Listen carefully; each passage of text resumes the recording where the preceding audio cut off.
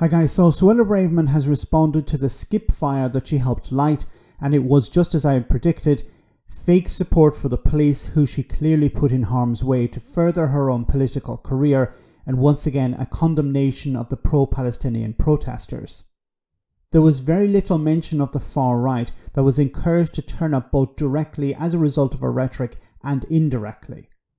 So why is she doubling down on this? Well, I think the reason is quite simple. Sky News picked up the story here. We have some breaking news now for you, and the Home Secretary Suella Braverman has just tweeted about this weekend's protests and their policing. In the series of tweets, she says, "Our brave police officers deserve the thanks of every decent citizen for their professionalism in the face of violence and aggression from protesters and counter-protesters in London yesterday. The multiple officers were injured doing their duty is an outrage." It goes on. The sick, inflammatory and in some cases clearly criminal chants, placards and paraphernalia openly on display at the march mark a new low. Anti-Semitism and other forms of racism, together with the valorising of terrorism on such a scale, is deeply troubling. The third tweet says, "This can't go on. Week by week, the streets of London are being polluted by hate, violence and anti-Semitism. Members of the public are being mobbed and intimidated. Jewish people in particular feel threatened. Further action is necessary." Yeah, further action is necessary because the focus, of course, is on the peaceful protest. Very little, no condemnation, it seems, for the far right, and she described them as a counter-protest, not right-wing thugs who were encouraged by her rhetoric to turn up and, quote-unquote, protect the cenotaph.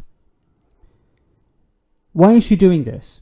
Why isn't she condemning the far right? Well, because she needs the far right. She needs to egg these people on because she wants to become the leader of the Conservative Party eventually. And some of the people who are protesting against the protest, against a peaceful protest, are members of the Conservative Party.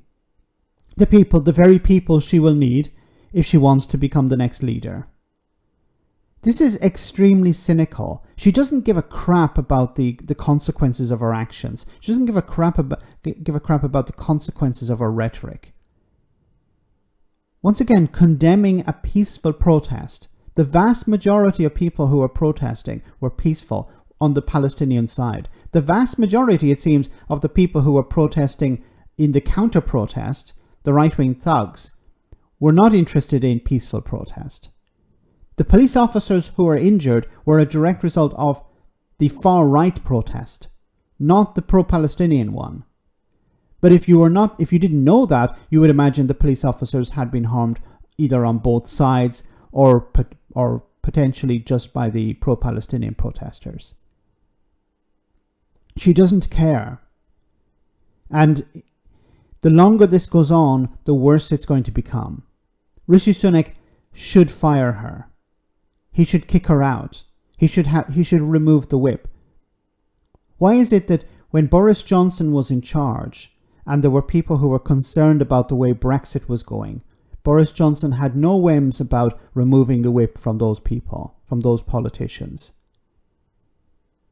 But Rishi Sunak is afraid, it seems, to remove the whip from Suella Braverman.